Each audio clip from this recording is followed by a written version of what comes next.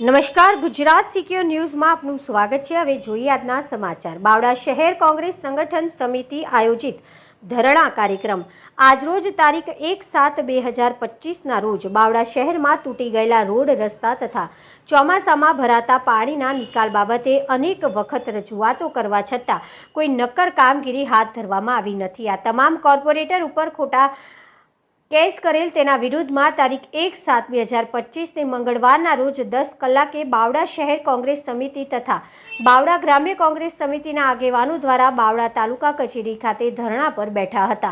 અમદાવાદ જિલ્લા પ્રમુખ રાજેશભાઈ ગોહિલ અને એમએલએ ઋત્વિક મકવાણા, બાવડા શહેર પ્રમુખ રાકેશ ભરવાડ, 13 બાવડા નગરપાલિકા કોર્પોરેટર અને વિરોધ પક્ષના નેતા જીગરભાઈ ભરવાડ આ ધરણા પર બેઠા હતા અને વિરોધ નોંધાવ્યો હતો।